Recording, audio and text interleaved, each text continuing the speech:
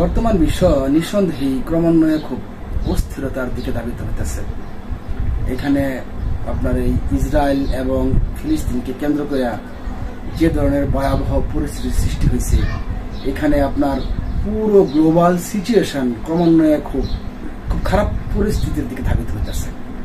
তো এখনো পরিস্থিতিতে যদি আমাকে কেউ প্রশ্ন করে যে আমি ইরানের পক্ষ নেব কিনা, বা যদি স্পেসিফিকলি আমাকে প্রশ্ন করে যে সৌদি এবং ইরান এই দুটার মধ্যে আমি কোনটার পক্ষ নিব অথবা আমি কোনটাকে সমর্থন দেব, তাহলে আমি নিশ্চিতভাবেই সমর্থন দেব ইরানকে।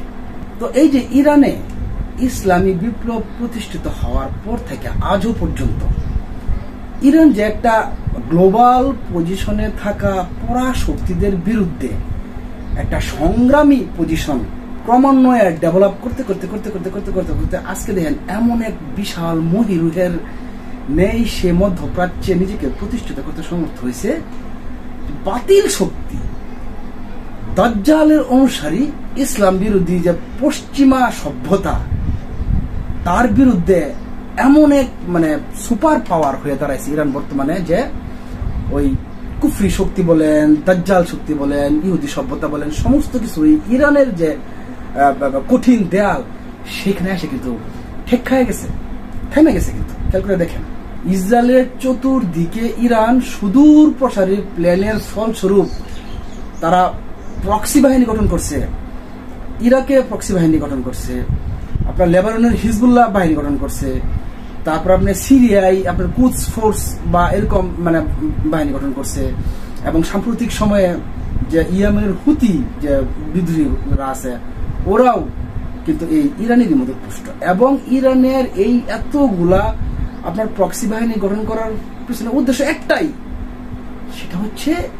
জায়নবাদী ইসরায়েলের উপরে চাপ সৃষ্টি করে কিছুটা হলেও ফিলিস্তিনকে তাদের রোশন থেকে রক্ষা করা। আর এইটা করতে গিয়া ওই ইসলামী বিপ্লবের পর থেকে আজও পর্যন্ত ইরান কি ভয়ানক ভাবে অর্থনৈতিক চাপের মধ্যে আছে।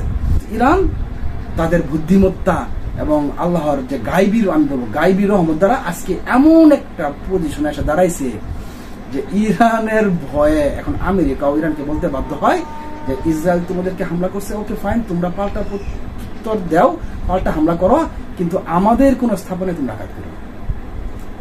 এইটা এই যে মাত্র 2-4 বছর আগে অসম্ভব ছিল যে আমেরিকার মতো রাষ্ট্র এরকম নতজানু হইয়া ইরানকে রিকোয়েস্ট করবে যে তোমরা আমাদের স্থাপনে হামলা করো না, তোমরা ইসরায়েলের স্থাপনায় হামলা করো।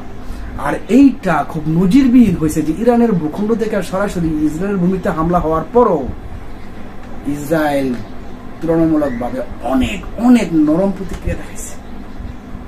অপরদিকে আপনি সৌদিকে দেখেন, মিশরকে দেখেন, বাহরাইন, জর্ডান, আরব আমিরাত, এই অঞ্চলের দেশগুলা, যে দেশগুলোর নামগুলো বলেন আপনি দেখেন, তারা কি মুসলিম উম্মার জন্য এখনো পর্যন্ত দৃশ্যমান কোনো ভূমিকা রাখতে পারছে?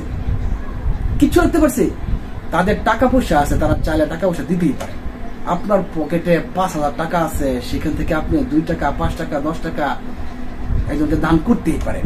তারা মুসলিম উম্মার জন্য তো দৃশ্যমান কোনো কিছু করতে পারেই নাই, উপরন্তু এই জায়নবাদী শক্তি ইসরায়েলের সাথে তলে তলে বন্ধুত্ব রাখছে নিজেদের ব্যবসায়িক স্বার্থ পূরণের জন্য, নিজেদের তেলটা ন্যায্য মূল্যে বিক্রি করার জন্য, নিজেদের রপ্তানি পণ্য সঠিকভাবে ইউরোপে আমেরিকায় ব্যবসা বাণিজ্য করে নিজেদের ভোগবিলাসী জীবনকে আরো ভোগবিলাসে রূপান্তরিত করার জন্য তারা এই ফিলিস্তিনের সাথে একরকম বিশ্বাসঘাতকতা করে তলে তলে তাদের সাথে সম্পর্ক রাখে। এবং এই যে তলে তলের যে বিষয়টা, সেটা দেখেন সময় হলে আল্লাহ তাআলা ঠিকই প্রকাশ করে দেন।